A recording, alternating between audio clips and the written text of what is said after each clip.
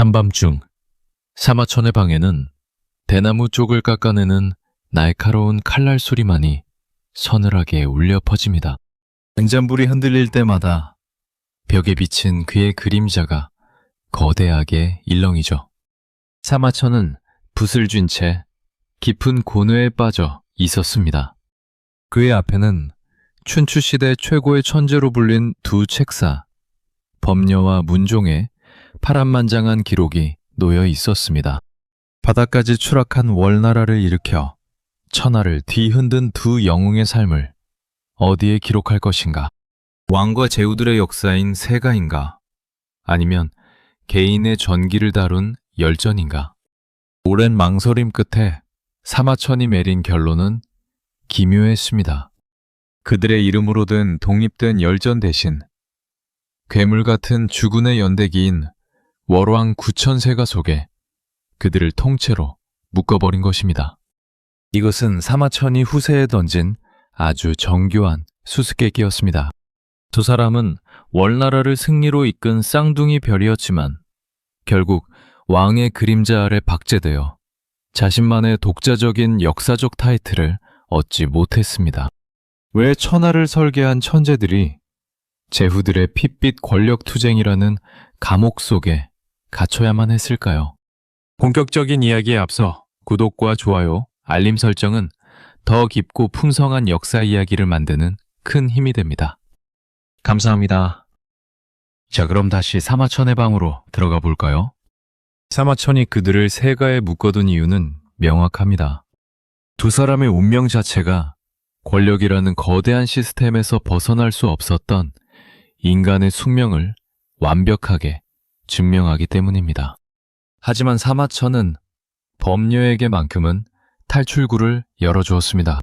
권력을 버리고 떠나 상업의 신이 된 범녀의 그 후 이야기를 부자들의 전기인 화식열전에 슬그머니 다시 끼워 넣은 것이죠. 똑같은 주군을 섬기며 20년 동안 청춘을 바쳐 복수를 완성한 두 천재. 하지만 성공의 정점에서 내린 단 한 번의 선택이 그들의 생과 사를 갈랐고 역사 속 수록 위치마저 완전히 바꾸어 놓았습니다. 한 치 앞도 알 수 없던 잔혹한 춘추시대. 그 복수극의 한복판으로 들어가 두 천재의 숨막히는 생존 미학을 지금부터 시작합니다. 세상의 모든 거대한 역사는 아무도 주목하지 않는 변방의 작은 만남에서부터 시작됩니다. 춘추시대 말기, 천하의 중심은 진나라와 제나라 같은 거대 제국들이 차지하고 있었고 남쪽의 월나라는 그저 야만인들이 사는 축축한 늪지대에 불과했습니다. 바로 그 버려진 땅으로 당대 최고의 지성을 가진 두 명의 이방인이 발걸음을 옮기고 있었습니다. 그들의 이름은 범녀와 문종이었습니다. 재미있게도 두 사람은 본래 남방의 강대국이었던 초나라 출신이었습니다. 당시 초나라는 겉보기에는 거대하고 화려했지만 내부적으로는 명문 귀족들이 권력을 독점하고 썩어 들어가던 고인물이었습니다. 아무리 뛰어난 재능을 가졌어도 신분이 낮으면 기회조차 주어지지 않는 답답한 사회였죠. 문종은 그곳에서 하급 관리로 일하며 늘 세상에 대한 갈증을 느끼고 있었습니다. 그러던 어느 날 문종은 초나라의 시골 구석에 범녀라는 기이한 천재가 살고 있다는 소문을 듣게 됩니다. 소문 속의 범녀는 미친 사람 행세를 하며 세상과 담을 쌓고 지내는 괴짜였습니다. 하지만 문종은 직감했습니다. 저 사내가 바로 마와 함께 천하를 뒤흔들 동반자라는 것을 말입니다. 문종은 마차를 몰아 범녀의 초라한 집을 찾아갔습니다. 문종이 예의를 갖추어 인사를 건네자 범녀는 부스스한 머리를 극적이며 차가운 눈빛으로 그를 바라보았습니다. 범녀가 먼저 입을 열었습니다. 대관절 명문가의 관리께서 이 비천한 시골뜨기에게 무슨 볼일이 있어 오셨습니까? 저 같은 미치광이와 대화해 보았자 얻을 것은 아무것도 없습니다. 문종은 허리를 굽히며 진중한 목소리로 답했습니다. 선생, 스스로를 미치광이라 부르며 숨어 계시기엔 천하가 너무도 어둡습니다. 초나라는 지금 겉만 번지르르 할 뿐 현명한 인재를 알아보지 못하고 썩어가고 있습니다. 나와 함께 이 썩은 땅을 떠나 우리의 지혜를 온전히 펼칠 수 있는 새로운 무대로 가지 않겠습니까? 범녀는 문종의 눈을 가만히 들여다보았습니다. 권력에 대한 탐욕이 아닌 진정으로 시대를 읽어내려는 뜨거운 열망이 그 눈 속에 있었습니다. 범녀는 마침내 껄껄 웃으며 자리에서 일어났습니다. 좋습니다. 당신 정도의 안목을 가진 사람이라면 내 기꺼이 동행하겠쇼. 하지만 명심하십시오. 귀족들의 나라인 초나라에서는 우리가 설 자리가 없습니다. 가려면 가장 낮고 가장 거칠며 오직 능력만을 갈망하는 변방으로 가야 합니다. 그들이 선택한 곳이 바로 남쪽 끝에 월나라였습니다. 당시 월나라는 문화적으로 낙후되어 문명 국가들로부터 야만인이라 손가락질 받던 곳이었습니다. 하지만 두 천재의 눈에는 그 낙후함이야말로 아무것도 그려지지 않은 하얀 도화지처럼 보였습니다. 기득권의 텃세가 없는 곳, 오직 생존을 위해 처절하게 몸부림치는 곳이야말로 자신들의 지략을 마음껏 펼칠 수 있는 최고의 기회의 땅이라 확신한 것입니다. 이것은 소명의 부름이자 익숙한 고향을 떠나 미지의 세계로 진입하는 첫 번째 관문이었습니다. 두 사람은 미련 없이 초나라의 관직과 안락함을 내던지고 축축한 늪지대와 거친 산을 넘어 월나라로 향했습니다. 월나라의 왕이었던 윤상은 천하의 인재들이 제 발로 찾아왔다는 소식에 버선발로 뛰어나와 그들을 맞이했습니다. 문종은 그곳에서 국가의 기틀을 다지는 행정가로서의 능력을 발휘하기 시작했고, 범녀는 군사적 지략과 세상의 흐름을 읽는 통찰로 왕의 신임을 얻었습니다. 변방의 작은 나라가 천할 패권을 주기 위한 거대한 설계도가 두 사람의 머릿속에서 막 그려지던 순간이었습니다. 그러나 운명은 이 천재들에게 그리 순탄한 길을 허락하지 않았습니다.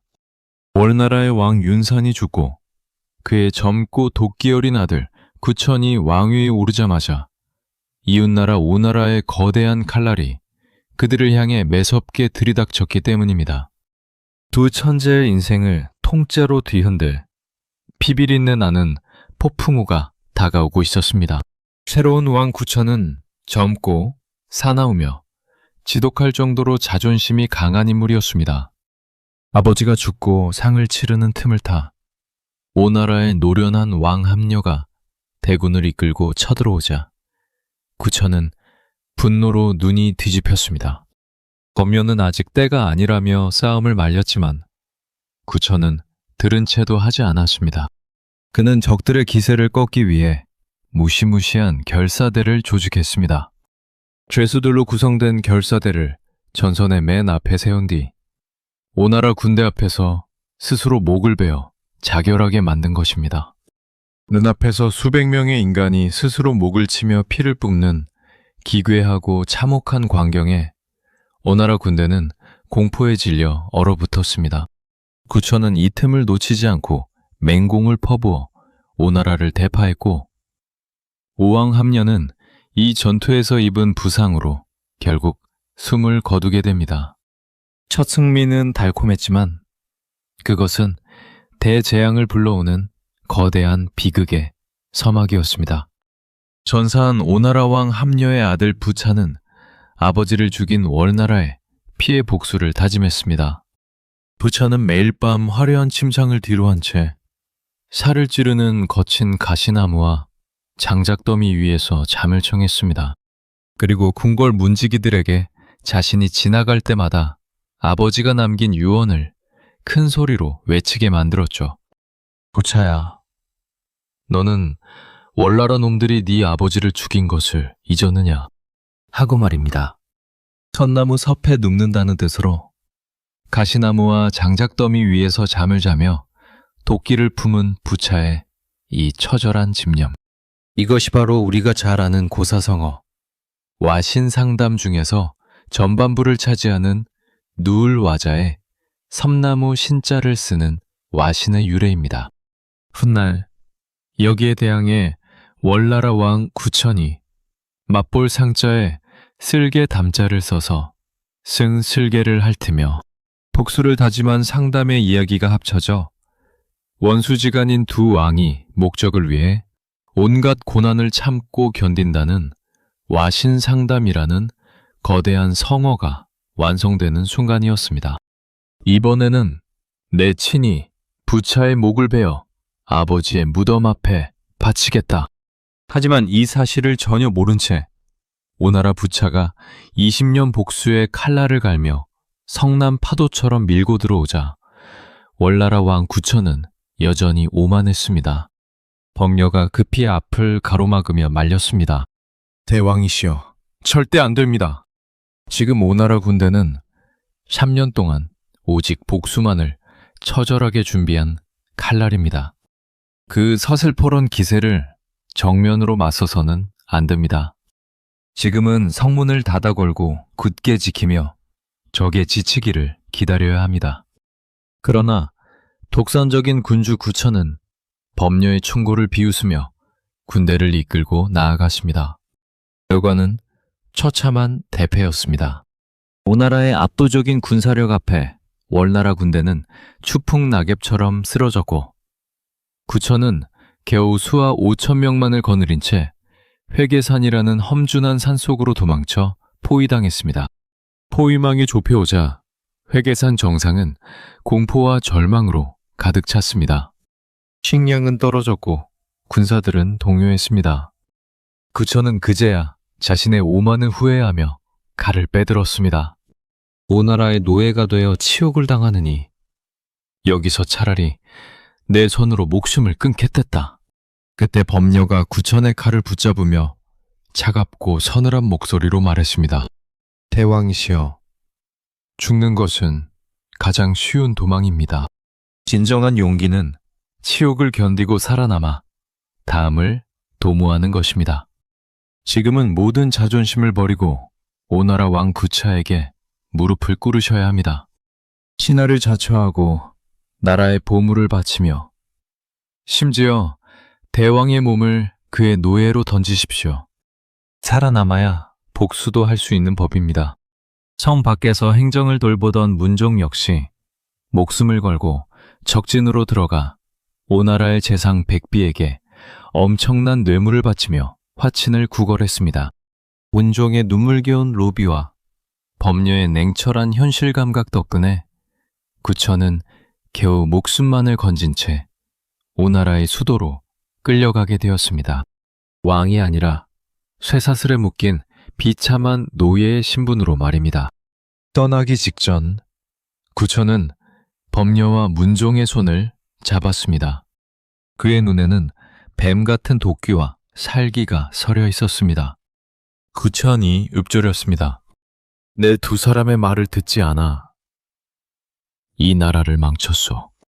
이제 내 몸은 오나라로 가지만 내 영혼은 이 치욕을 잊지 않을 것이오. 범녀, 그대는 나와 함께 오나라로 가 내 몸을 지키고, 문종, 그대는 이 폐허가 든 월나라에 남아서 나라의 불씨를 살려내시오. 우리가 다시 만나는 날 오나라의 모든 것을 피로 씻어내리라. 범녀는 왕을 따라 핏빛 가득한 오나라의 심장부로 걸어 들어갔고 문종은 텅 빈 고국에서 숨죽여 눈물을 흘렸습니다. 뱀 같은 군주 구천과 두 천재 책사가 피로 맺은 잔혹한 맹세. 회계산의 치욕은 그렇게 끝이 났고 인간의 한계를 시험하는 처절한 인매의 시간이 시작되고 있었습니다. 오나라의 수도에 도착한 월왕 구천과 범녀를 기다리고 있는 것은 상상을 초월하는 지독한 모멸감이었습니다. 오나라 왕 부차는 구천의 길을 완전히 꺾어놓기 위해 그를 자신의 아버지가 묻힌 무덤 옆에 작은 흙방에 가두었습니다. 그리고 구천에게 화려한 왕복 대신 거친 죄수복을 입히고 매일 아침 자신이 말을 탈 때마다 등을 밟고 올라타게 만드는 말받침대 역할을 맡겼습니다. 한나라의 군주였던 남자가 적국 왕의 발밑에서 흙먼지를 뒤집어쓰며 엎드리는 비참한 광경이 펼쳐진 것입니다. 그 곁에는 언제나 범녀가 있었습니다. 범녀는 구천과 함께 거친 삼배옷을 입고 말에 똥오줌을 치우며 말의 고삐를 잡았습니다. 오나라의 대신들은 그런 범녀를 조롱했습니다. 천하의 책사라던 범녀가 고작 말똥이나 치우는 신세가 되었구나. 차라리 혀를 깨물고 죽는 것이 선비의 도리가 아니겠느냐. 하지만 범녀는 눈 하나 깜짝하지 않고 묵묵히 빗자루를 들었습니다. 오히려 구천이 굴욕감을 이리지 못해 밤마다 이빨을 갈며 눈물을 흘릴 때 그의 입을 틀어막으며 냉정하게 다그쳤습니다. 대왕이시여, 지금 울면 모든 것이 끝납니다. 적들이 보고 있습니다. 지금 배왕께서 하셔야 할 일은 분노를 터뜨리는 것이 아니라 부차의 완전한 사냥개가 되는 것입니다. 뼈를 깎는 고통을 참아내야만 저들의 경계심을 무너뜨릴 수 있습니다. 구천은 범녀의 말에 따라 스스로 인간이기를 포기하기로 결심했습니다.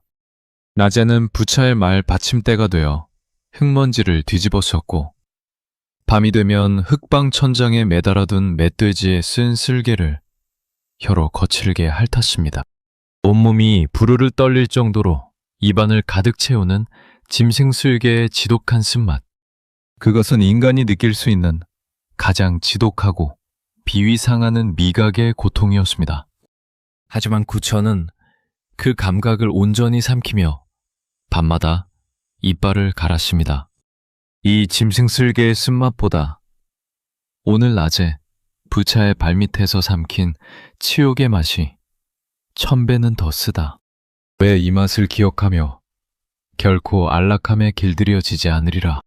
맛볼 상자에 쓸개 담자를 쓰는, 즉 쓴 쓸개를 맛보며 복수를 다짐한다는 우리가 잘 아는 와신상담의 상담이라는 눈물겨운 집념의 순간이 매일 밤 그렇게 피비린내 나게 반복되고 있었습니다.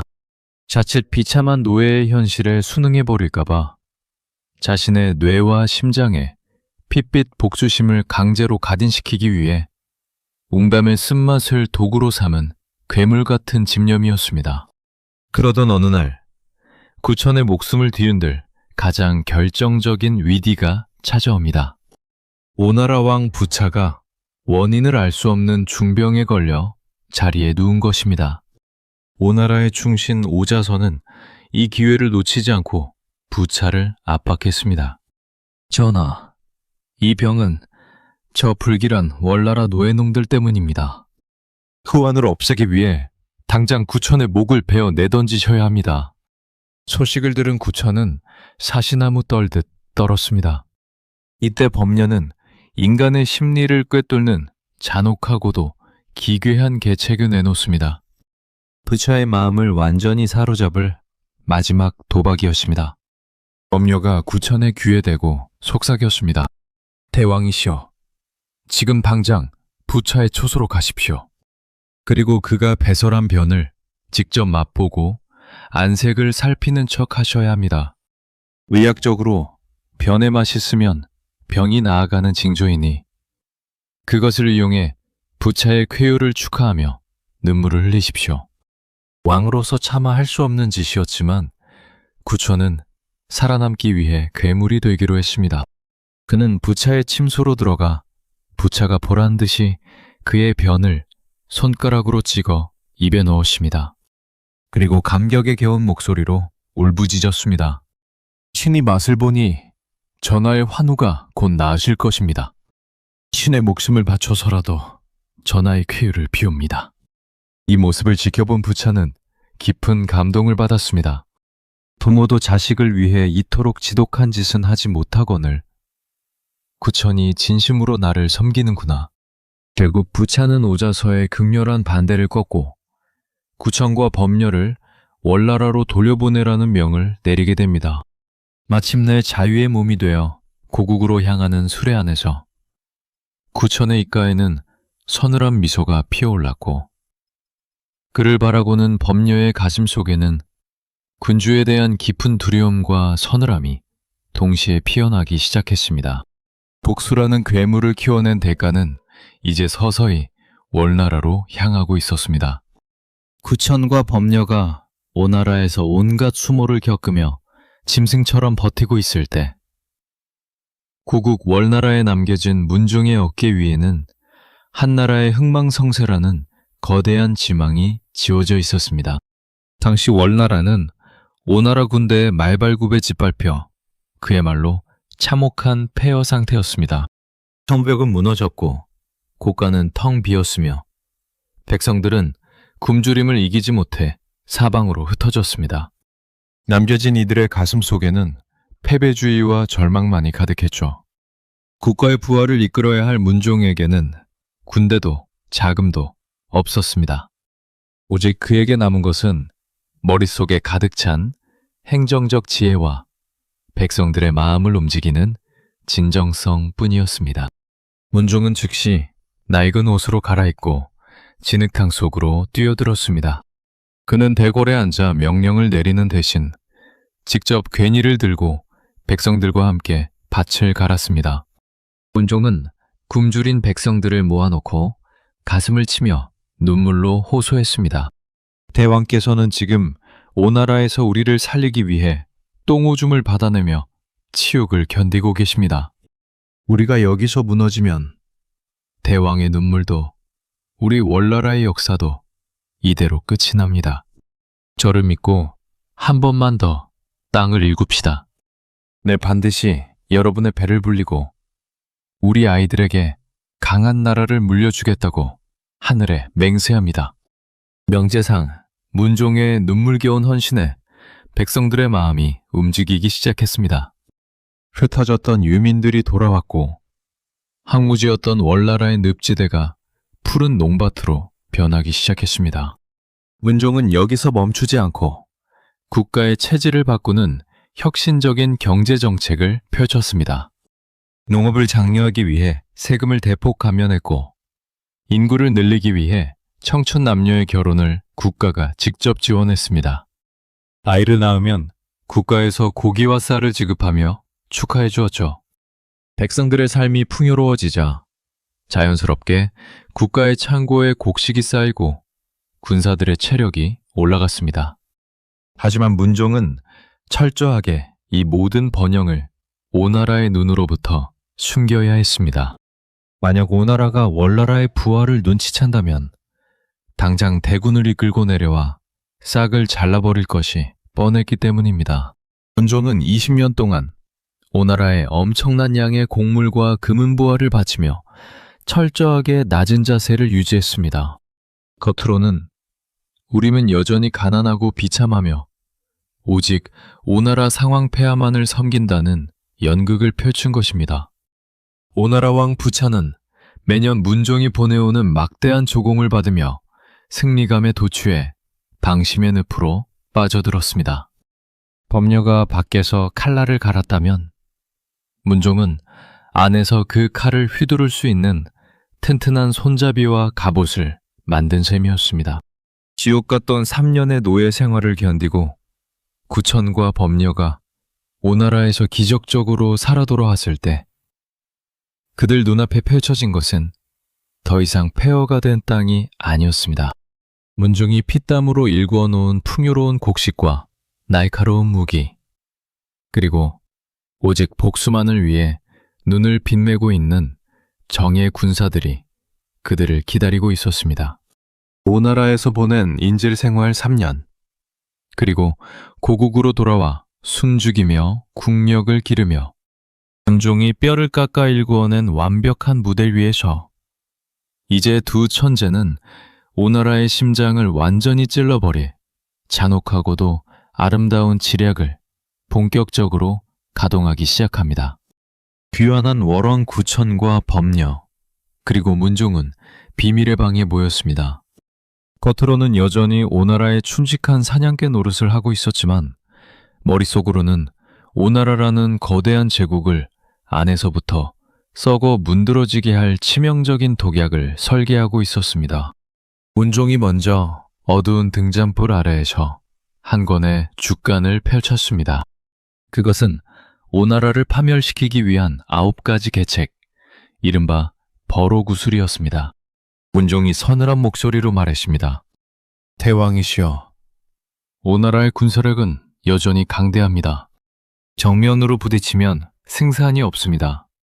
저들의 눈을 멀게 하고 마음을 타락시키며 군신 간의 이간질로 스스로 무너지게 만들어야 합니다. 그 첫 번째 열쇠는 바로 인간의 가장 근원적인 욕망을 자극하는 것입니다. 범녀가 문종의 말을 이어받아 고개를 끄덕였습니다. 부차는 승리감에 도취해 있고 화려한 것을 좋아합니다. 그의 곁에 천하의 절색을 보내 정사를 돌보지 못하게 해야 합니다. 왕이 여색에 빠지면 나라는 자연히 안에서부터 썩는 법입니다. 범녀는 즉시 월나라 전역을 뒤져 한 여인을 찾아냈습니다. 그녀의 이름은 서시였습니다. 맑은 시냇가에서 배를 짜던 서시는 평범한 시골 처녀였지만 강물에 비친 그녀의 미모를 보고 물고기들이 헤엄치는 것조차 잊은 채 강바닥으로 가라앉았다는 소문이 돌 만큼 눈이 시리도록 아름다운 여인이었습니다. 범녀는 서시를 궁으로 데려와 혹독한 훈련을 시키기 시작했습니다. 걸음걸이 하나, 눈빛 하나, 황제를 유혹하는 말솜씨와 악기 연주까지 그녀를 인간이 아닌 오직 부차를 파멸시키기 위해 정교하게 다듬어진 잔혹한 무기로 개조한 것입니다. 3년이라는 시간 동안 범녀는 서시의 곁에서 그녀를 가르쳤습니다. 매일 밤 서시의 눈을 바라보며 지략을 전수하는 동안 두 사람 사이에는 묘한 감정과 연민이 피어올랐습니다. 하지만 범녀는 사사로운 감정에 흔들릴 인물이 아니었습니다. 철저한 현실주의자였던 그는 서시의 손을 잡으며 차갑게 속삭였습니다. 서시야, 네 품에 안길 남자는 오나라의 왕 부차이지만 네가 진정으로 가슴에 품어야 할 것은 우리 월나라 백성들의 피눈물이다. 네가 그자의 심장을 녹여버릴 때 비로소 우리의 복수도 완성될 것이다. 서시는 눈물을 흘리며 고개를 끄덕였습니다. 선생의 뜻이 어디에 있는지 잘 알고 있습니다. 내 한 몸을 던져 오나라의 황궁을 거대한 무덤으로 만들겠습니다.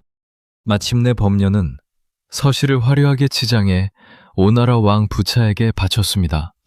서시를 본 부차는 첫눈에 영혼을 빼앗겨 버렸습니다. 그녀의 치명적인 아름다움 앞에 부차는 이성을 잃었습니다.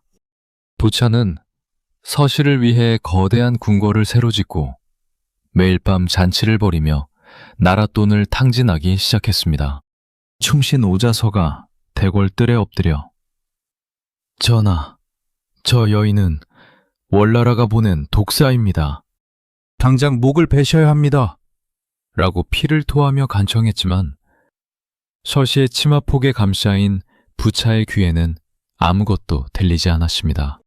미인계라는 잔혹한 무기는 오나라의 행정과 국방을 완벽하게 마비시켰고 부차는 서시의 부드러운 손길에 취해 나라가 망해가는 줄도 모른 채 깊은 잠에 빠져들었습니다.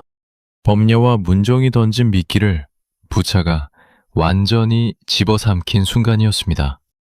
오나라 왕 부차가 서시의 품에 안겨 달콤한 타락에 빠져있는 동안 월나라의 어둠 속에서는 마침내 거대한 복수의 톱니바퀴가 돌아가기 시작했습니다. 회계산 치욕 이후 흘러간 시간은 무려 20년이었습니다. 강산이 2번 바뀔 동안 월왕 구천은 단 한순간도 비단 옷을 입지 않았고 고기 반찬을 상에 올리지 않았습니다. 매일 아침 쓴 쓸개를 핥으며 구천아, 너는 회계산의 치욕을 잊었느냐? 하고 방이 떠나가라 외치던 군주의 집념은 이제 월나라 전체를 지배하는 거대한 광기가 되어 있었습니다. 원종이 다져놓은 풍요로운 경제력과 범녀가 갈고 닦은 날카로운 군사력이 마침내 하나로 결합하는 순간이 다가왔습니다. 범녀는 때를 기다리며 지도를 펼쳤습니다. 범녀가 구천의 앞에 엎드려 서늘하게 보고했습니다. 대왕이시여, 오나라는 지금 안에서부터 완벽하게 썩었습니다. 문종의 계책대로 서씨가 부차의 눈과 귀를 가렸고 우리가 바친 부실한 곡식 종자 때문에 오나라 백성들은 극심한 기근에 시달리고 있습니다.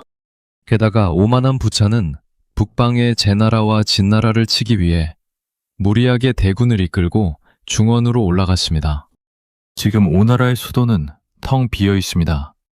하늘이 주신 기회입니다. 구천은 가슴속에 맺힌 응어리가 폭발하듯 주먹을 쥐었습니다. 그의 눈에는 핏발이 섰습니다. 20년이다. 내 이 순간만을 위해 인간이기를 포기하고 똥오줌을 받아내며 버텼다. 문종, 당장 군대를 소집하라. 범녀, 그대가 선봉에 서서 오나라의 심장을 찔러라. 문종이 소집한 월나라의 군사들은 과거의 나약한 군대가 아니었습니다. 20년 동안 국가의 극진한 보살핌을 받으며 복수심을 수유하고 자란 젊고 간인한 호랑이들이었습니다. 그들의 부모들은 군대로 떠나는 아들들의 손을 잡으며 말했습니다. 대왕께서 우리를 위해 쓸개를 핥으셨다. 제상께서 우리를 위해 흙탕물에 구르셨다. 오나라 놈들의 목을 베어 오지 못한다면 살아서 이 땅을 밟지 말아라. 출정식의 날, 범녀는 전 군의 앞에 섰습니다. 화려한 갑옷 대신 검은 무복을 입은 그의 모습은 마치 저승에서 돌아온 사신과 같았습니다. 범녀가 칼을 빼들고 번쩍 치켜 세우며 군사들을 향해 사자후를 토했습니다. 월나라의 전사들이여, 우리가 흘린 피눈물이 강을 이루었고 우리가 삼킨 치욕이 산을 이루었다. 오늘 우리는 사사로운 싸움을 하러 가는 것이 아니다. 우리를 벌레처럼 짓밟았던 저 오나라의 오만을 역사에서 영원히 지워버리기 위해 진격한다. 오직 전진이 있을 뿐 후퇴하는 자는 내 손으로 그 목을 벨 것이다. 함성 소리가 천지를 진동했습니다. 20년 동안 숨죽여 울었던 변방의 작은 나라가 마침내 천하를 뒤흔들 거대한 괴물이 되어 오나라를 향해 무서운 속도로 돌격하기 시작했습니다. 폭풍우를 동반한 사신의 군대는 거칠 것 없이 오나라의 국경을 넘어 그들의 숨통을 조여가기 시작했습니다. 월나라의 대군이 오나라의 국경을 부수고 파죽지세로 밀고 들어오자 주문에서 패권을 다투던 오왕 부차는 뒤늦게 비명을 지르며 말머리를 돌렸습니다. 하지만 이미 모든 것이 늦어 있었습니다. 오나라의 자랑이던 정예병들은 무리한 북방 원정으로 지칠 대로 지쳐 있었고 창고는 텅 비어 있었으며 백성들의 민심은 갈기갈기 찢어진 상태였습니다. 무엇보다 부차의 곁에는 더 이상 그를 위해 피를 토하며 직언을 해줄 충신이 존재하지 않았습니다. 과거 월나라의 부활을 경고하던 위대한 정치가 오자서는 어떻게 되었을까요? 그는 문종의 이간질과 서시의 간계에 넘어간 부차에 의해 이미 몇 년 전 청록검이라는 칼을 받고 억울하게 자결한 상태였습니다. 오자서는 죽기 전 분노와 슬픔에 가득 차 이런 유언을 남겼습니다. 내가 죽거든 내 눈을 빼어 오나라 수도의 동문 위에 걸어두어라.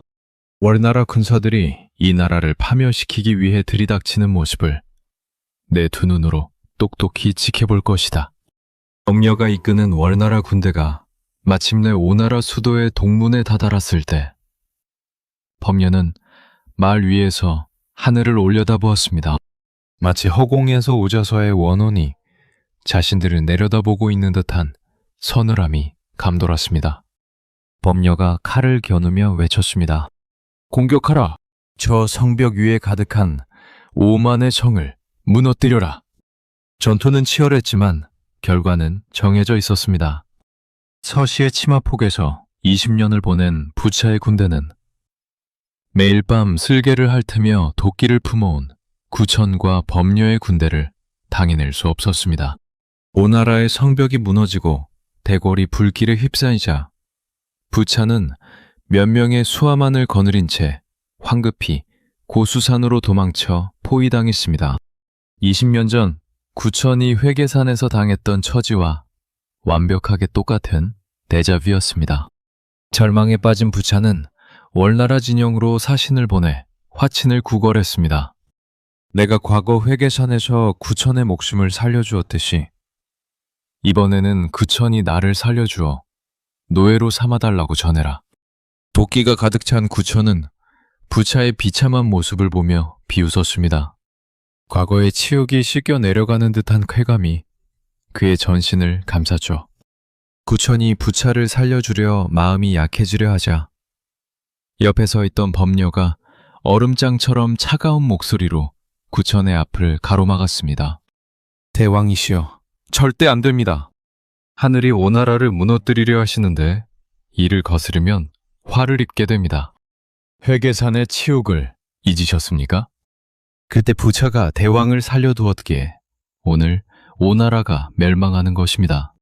저 자를 살려두면 20년 뒤 우리 자손들이 똑같은 피를 흘리게 될 것입니다. 범녀는 군사들에게 북을 치며 진격하라 명령했고 구천은 차마 부차의 얼굴을 보지 못한 채 고개를 돌렸습니다. 부차에게 자결하라는 명과 함께 한 자루의 칼이 전달되었습니다. 그것은 과거 부차가 오자서에게 내렸던 바로 그 잔혹한 자결의 칼, 총루검이었습니다. 부차는 칼을 받아들고 통곡했습니다. 내가 오자서의 말을 듣지 않아 이 지경에 이르렀구나. 저승에서 무슨 면목으로 그를 볼 수 있겠는가. 부차는 차마 눈을 뜨고 죽을 수 없다며 자신의 얼굴을 천으로 꽁꽁 싸맨 채 스스로 목을 베어 자결했습니다. 춘추 시대를 호령하던 거대 제국 오나라가 역사 속에서 완전히 증발해버리는 순간이었습니다. 거대한 복수가 완성되는 순간이었지만 그 핏빛 승리의 정점에서 범녀의 눈동자는 그 어느 때보다 깊고 어두운 가라앉음으로 가득 차 있었습니다. 오나라의 대궐이 잿더미로 변하고 부차의 시신이 거적대기에 덮여나갈 때 월나라 군영에서는 천지를 진동하는 함성과 축제가 벌어졌습니다. 20년간의 피눈물이 환호성으로 바뀌는 순간이었습니다. 오랑구천은 드디어 천하의 패권자가 되어 화려한 옥좌에 올랐습니다. 제후들이 그에게 무릎을 꿇었고 세상의 모든 보물과 미녀들이 그의 발밑으로 쏟아졌습니다.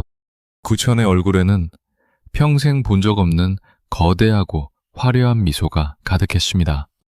하지만 바로 그 승리의 대연회장 구석에서 범녀는 홀로 술잔을 기울이며 구천의 얼굴을 가만히 뜯어보고 있었습니다. 기뻐야 할 순간이었지만 범녀가 느낀 것은 승리의 기쁨이 아니라 등골을 타고 흘러내리는 서늘한 공포였습니다. 구천은 신하들에게 막대한 상을 내리며 허탕하게 웃고 있었지만 그의 눈빛은 뱀처럼 차갑게 빛나고 있었습니다. 특히 자신과 함께 오나라에서 똥오줌을 받아내며 치욕을 공유했던 옛 신하들을 바라볼 때마다 구천의 눈동자는 알 수 없는 살기와 불쾌감으로 흔들렸습니다. 범녀는 그 눈빛의 의미를 정확하게 읽어냈습니다. 인간의 심리를 뼛속까지 꿰뚫어 보던 천재 지략가다운 통찰이었습니다. 범녀는 나지막이 읊조렸습니다. 대왕께서는 지금 기쁘신 게 아니야. 자신의 비참했던 과거를 기억하는 자들을 보며 진저리를 치고 계시는 거지. 구천은 사나운 매의 눈과 새의 부리를 닮은 관상을 가지고 있었습니다. 역사적으로 이런 관상은 고난과 위기가 닥쳤을 때는 똘똘 뭉쳐 함께 버텨낼 수 있지만 막상 평화가 찾아오고 나눌 떡이 생기면 혼자 다 가지기 위해 동료의 목을 베어버리는 잔혹한 성정을 뜻합니다. 구천에게 법녀와 문종은 자신을 살려낸 은인이자 위대한 영웅들이었지만 패권자가 된 지금의 구천에게 두 사람은 자신의 가장 부끄럽고 나약했던 노예 시절을 너무나도 잘 알고 있는 위험한 목격자이자 권력을 나누어 가져야 할 거추장스러운 걸림돌일 뿐이었습니다. 연애가 깊어질수록 법녀의 확신은 굳어갔습니다. 구천이 술잔을 들어 법녀에게 권하며 말했습니다. 법녀야, 네가 없었다면 오늘의 나도 없었을 것이다. 내 너에게 나라의 절반을 떼어주고 대대로 부귀영화를 누리게 해주겠다. 어떠냐? 나와 함께 이 천하를 영원히 통치해보지 않겠느냐? 구천의 목소리는 다정했지만 그의 손은 칼자루를 만지작거리고 있었습니다. 만약 여기서 조금이라도 권력에 대한 탐욕을 보이거나 오만한 기색을 비춘다면 그 즉시 가차없이 목이 날아갈 것임을 법녀는 직감했습니다. 법녀는 슬며시 잔을 내려놓고 고개를 숙였습니다. 그의 머릿속에서는 이미 월나라라는 화려한 궁궐이 20년 전 오나라의 황궁보다 더 위험하고 끔찍한 핏빛 감옥, 즉 세가라는 잔혹한 시스템으로 보이기 시작했습니다. 박수칠 때 떠나지 않으면 뼈도 추리지 못할 것이라는 우주의 신호가 법녀의 온몸을 때리고 있었습니다. 이제 천재 책사는 인생에서 가장 위험하고도 위대한 마지막 지략을 준비하기 시작합니다. 그것은 적을 죽이는 계책이 아니라 광기 어린 군주의 소나귀에서 자신을 완벽하게 지워버리는 탈출 작전이었습니다. 대연회가 끝나고 모두가 승리감과 술에 취해 쓰러져 잠든 깊은 밤, 법녀는 홀로 자신의 처소로 돌아와 화려한 관복과 황금으로 장식된 인장을 책상 위에 가지런히 내려놓았습니다. 20년 동안 목숨을 걸고 싸워 얻어낸 천하 최고의 권력과 부귀영화였지만 그의 손길에는 미련이 단 한 줌도 묻어있지 않았습니다. 법녀는 아주 가벼운 괴나리 보찜 하나만을 어깨에 메고 어둠이 짙게 깔린 궁궐의 뒷문을 향해 걸어나갔습니다. 성문 밖에는 그가 미리 준비해둔 작은 조각배 한 척이 넓은 강가에 흔들리며 떠 있었습니다. 법녀가 배에 올라타려 할 때 어둠 속에서 한 여인이 걸어 나왔습니다. 그녀는 다름 아닌 서시였습니다. 오나라를 무너뜨리는 잔혹한 무기로 살아야 했던 그녀 역시 임무가 끝난 뒤 판궁의 잿더미 속에서 법녀가 구출해낸 상태였습니다. 서시는 두려움과 기대가 섞인 눈빛으로 법녀를 바라보았습니다. 법녀가 부드럽게 웃으며 그녀에게 손을 내밀었습니다. 서시야, 이제 우리는 나라를 구하는 영웅도 아니고 적을 유혹하는 무기도 아니다. 그저 저 넓은 바다로 흘러가는 자유로운 바람일 뿐이다. 나와 함께 가겠느냐? 서시는 눈물을 흘리며 법녀의 거친 손을 맞잡았습니다. 두 사람은 조용히 배에 올랐고 사공은 소리 없이 노를 젓기 시작했습니다.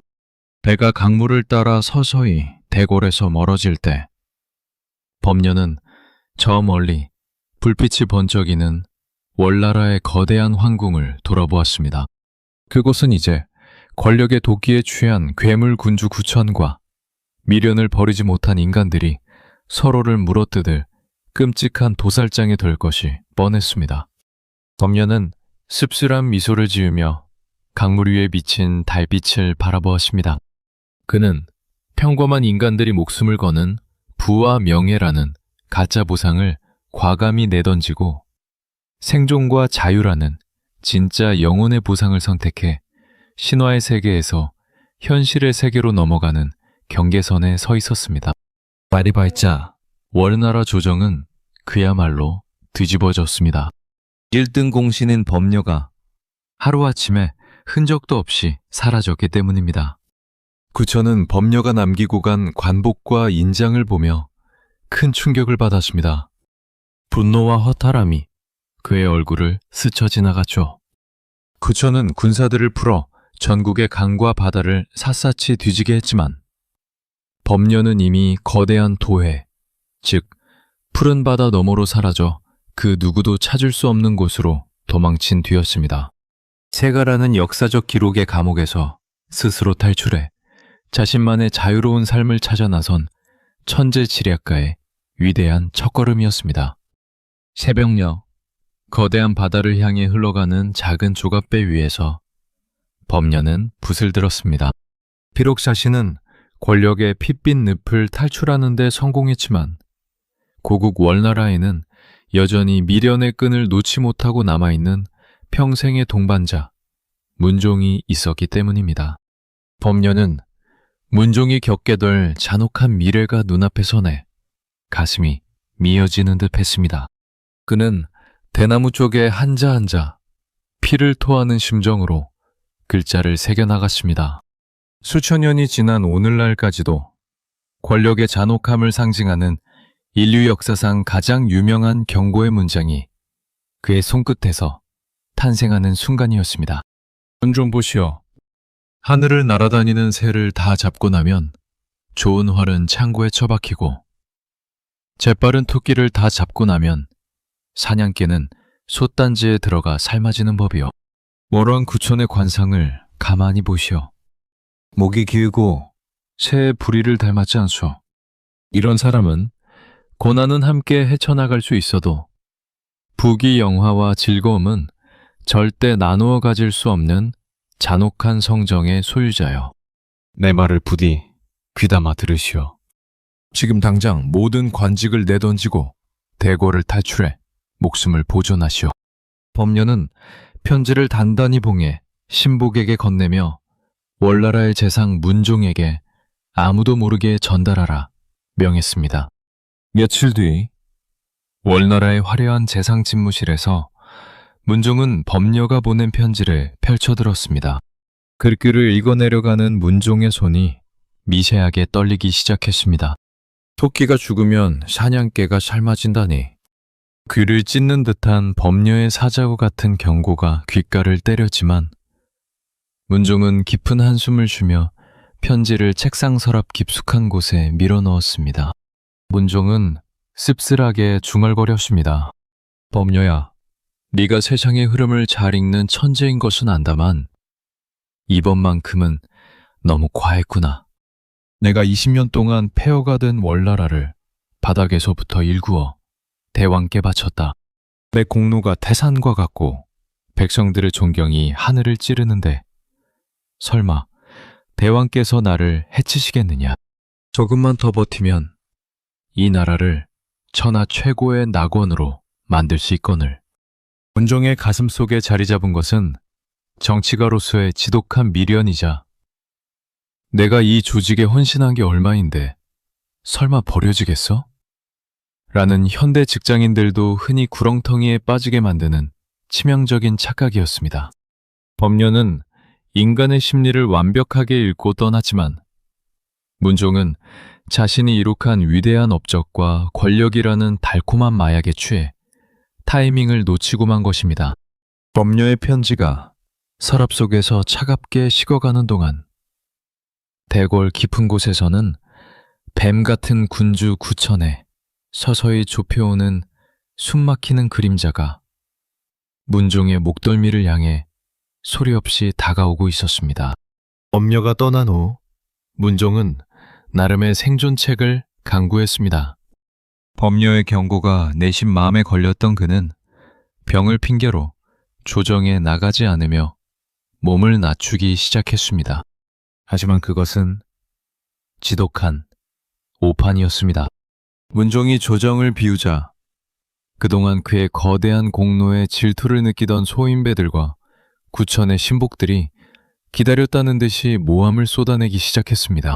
대왕이시여, 문종의 재능은 천하를 뒤흔들 정도입니다. 게다가 20년 동안 월나라 백성들의 마음을 얻은 자는 대왕이 아니라 바로 문종입니다. 저 자가 병을 핑계로 대궐에 나오지 않는 것은 뒤에서 딴 마음을 품고 역무를 꾀하려 하기 때문입니다. 저자를 살려두면 장차 월나라의 왕실이 위태로워질 것입니다. 부천의 마음속에 도사리고 있던 사리와 의심의 불꽃에 기름이 부어졌습니다. 구천에게 문종은 자신의 비참했던 과거를 기억하는 거추장스러운 목격자일 뿐만 아니라 백성들의 존경을 한몸에 받는 가장 위협적인 정적이었기 때문입니다. 어느 날 아침, 문종의 집 앞에 엄숙한 군사들의 발걸음 소리가 울려 퍼졌습니다. 구천이 보낸 사신이 당도한 것입니다. 사신의 손에는 화려한 비단으로 감싸인 상자가 들려 있었습니다. 문종이 불길한 예감을 감추며 상자를 여자 그 안에는 서슬퍼런 칼 한 자루가 들어 있었습니다. 그것은 과거 오나라 왕 부차가 충신 오자서에게 내렸던 칼이자 부차가 자결할 때 썼던 바로 그 비극의 칼, 총루검이었습니다. 칼과 함께 구천이 매린 친서가 들어 있었습니다. 문종이 떨리는 손으로 서신을 펼치자 그곳에는 피눈물이 흐를 만큼 잔혹한 문장이 적혀 있었습니다. 그대는 내게 오나라를 파멸시킬 9가지 계책인 버루구수를 가르쳐 주었소. 나는 그대의 지혜 중에서 고작 3가지만을 써서 오나라를 멸망시켰소. 아직 그대의 머릿속에는 쓰지 않은 6가지의 위대한 계책이 남아있을 것이오. 그 남은 지략을 가지고 저 세상으로 내려가 나를 위해 먼저 가 있는 월나라의 선왕들을 보필해 주시오. 저 세상에 가서 나라를 세우라는 말은 곧 지금 당장 이 칼로 목숨을 끊으라는 잔혹한 사형 선고였습니다. 문종은 멍하니 총루검을 바라보았습니다. 서랍 깊숙한 곳에 넣어두었던 법녀의 편지가 그제야 떠올랐습니다. 날아가는 새를 잡으면 활이 버려지고 토끼가 죽으면 사냥개가 삶아진다. 친구의 피 끓는 경고를 무시하고 권력에 미련을 부렸던 자신의 어리석음이 뼈를 찔렀습니다. 문종은 하늘을 우러러보며 피를 토하듯 통곡했습니다. 법녀야, 네 말이 맞았구나. 내가 어리석어 지독한 미련을 버리지 못하다가 결국 이 지경에 이르렀구나. 충성을 다해 나라를 살려낸 대가가 고작 이 칼 한 자루란 말이냐. 문종은 더 이상 구걸하지 않았습니다. 그는 서늘하게 빛나는 총루검을 들어 자신의 목을 강하게 그었습니다. 월나라를 바닥에서부터 일구어낸 위대한 명재상 문종은 그렇게 자신이 20년간 헌신했던 주군의 칼날 아래 피를 뿜으며 비극적인 생을 마감했습니다. 문종이 고국 월나라에서 총루검의 푸른 칼날 앞에 비참한 피를 뿜으며 쓰러져 갈 때 권력의 감옥을 깨부수고 드넓은 바다로 탈출했던 법녀는 전혀 다른 세상에서 새로운 전설을 쓰고 있었습니다. 그는 자신의 이름을 바꾸고 신분을 철저히 숨겼습니다. 월나라를 천하의 패권국으로 만든 1등공신 법녀는 역사 속에서 완벽하게 증발했고 제나라의 거친 해안가 마을에 치이라는 이름의 평범한 농부가 새로이 등장한 것입니다. 법녀는 핏빛 가득한 정치판을 떠났지만 인간의 심리와 세상의 흐름을 읽는 그의 천재적인 두뇌는 쉽지 않았습니다. 그는 넓은 바다와 갯벌을 바라보며 경제의 거대한 흐름을 단숨에 꿰뚫어 보았습니다. 법녀는 흙바닥에 주저앉아 소금을 굽고 물고기를 잡기 시작했습니다. 법녀의 경제 철학은 2300년이 지난 오늘날의 현대 경제학자들도 혀를 내두를 정도로 정교하고 혁신적이었습니다. 법녀가 수하들에게 상업의 비밀을 전수하며 말했습니다. 세상의 이치는 간단하다. 물건이 귀해서 값이 비쌀 때는 그것이 마치 오물이라도 되는 양 아낌없이 내다 팔아야 하고, 물건이 흔해서 값이 똥값일 때는 그것이 마치 눈부신 보석이라도 되는 양 닥치는 대로 사들여 모아야 한다. 돈을 흐르지 않게 고이 쌓아두는 자는 하수요. 돈을 물 흐르듯 천하에 유통시키면 자가 바로 진정한 거부이다. 수요와 공급의 원리를 완벽하게 통찰한 법녀의 손을 거치자 황무지 같던 해안가 마을은 금세 천하의 돈이 모여드는 거대한 무역의 중심지로 변모했습니다. 불과 몇 년 만에 법녀는 수만 금의 재산을 모으며 제나라 최고의 거부가 되었습니다. 그의 명성을 들은 제나라 왕이 그를 찾아와 제발 우리나라의 재상이 되어 정치를 돌봐달라고 간청하며 재상의 인장을 내밀었습니다. 정치라면 이미 진저리가 났던 법녀는 호탕하게 웃으며 재상의 인장을 단 사흘 만에 돌려주었습니다. 그리고 자신이 모은 엄청난 재산을 주변의 가난한 이웃과 백성들에게 아낌없이 나누어 준 뒤 밤을 틈타 또다시 흔적도 없이 사라졌습니다. 명예와 권력이라는 가짜 보상에 눈이 멀어 파멸한 문종과 달리 법녀는 집착이 인간을 어떻게 망가뜨리는지 너무나도 잘 알고 있었던 것입니다. 그가 마지막으로 정착한 곳은 천하의 중심이자 교통의 요충지였던 도단이었습니다. 그곳에서 그는 자신의 이름을 도주공이라 바꾸고 본격적으로 천하의 물류를 쥐고 흔드는 상업의 신이 되었습니다. 농업, 목축, 유통업을 넘나들며 3번이나 천하 최고의 거부가 되었고 3번 모두 그 막대한 부를 사회에 환원하는 기행을 선보였습니다. 법녀는 주군을 승리로 이끈 뒤에 얻은 진짜 보상, 즉 매려놓음의 지혜를 통해 스스로 삶의 주인이 되는 완벽한 해피엔딩을 완성한 셈이었습니다. 피비린내 나는 권력의 기록인 세가에서 스스로 걸어나와 땀 흘려 부를 일군 인간들의 당당한 기록인 화신열전의 맨 앞자리를 차지한 도주공 법녀. 그의 통찰 가득한 미소는 수천 년이 지난 지금까지도 우리에게 생존의 진짜 비밀이 무엇인지를 소리 없이 웅변하고 있습니다. 이제 다시 처음에 마주했던 사마천의 어두운 방으로 돌아와 봅니다. 등잔불 아래에서 붓을 내려놓은 사마천은 깊은 상념에 잠겨 있었습니다. 그는 법녀와 문종이라는 두 천재의 삶을 기록하며 이것이 비단 춘추시대만의 이야기가 아님을 직감했습니다. 수천 년 뒤 미래를 살아갈 인간들 역시 똑같은 권력의 늪에서 똑같은 미련을 부리며 피를 흘릴 것임을 사마천은 너무나 잘 알고 있었던 것입니다. 사마천이 이 두 사람의 메인 스토리를 왕과 제후들의 기록인 세가에 묶어둔 것은 일종의 거대한 경고등이었습니다. 아무리 천하를 뒤흔들 지략을 가졌을지라도 권력이라는 잔혹한 시스템 속에서 미련을 버리지 못하면 결국 괴물군주의 칼날 아래 비극적인 소모품으로 박제될 뿐이라는 엄중한 현실을 문종의 죽음을 통해 보여준 것입니다. 문종은 헌신했고 희생했으며 끝까지 충성을 다했지만 돌아온 것은 차가운 총루검뿐이었습니다.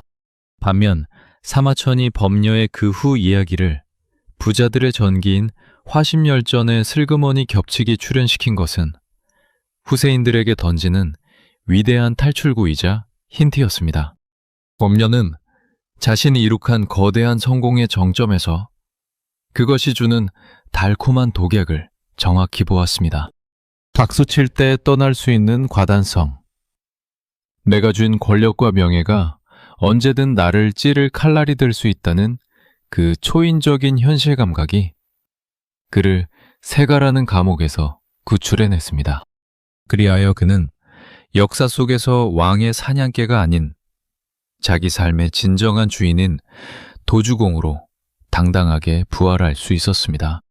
진정한 생존의 미학은 쟁취하는 것이 아니라 언제 내려놓아야 하는지를 아는 타이밍의 예술에 있습니다.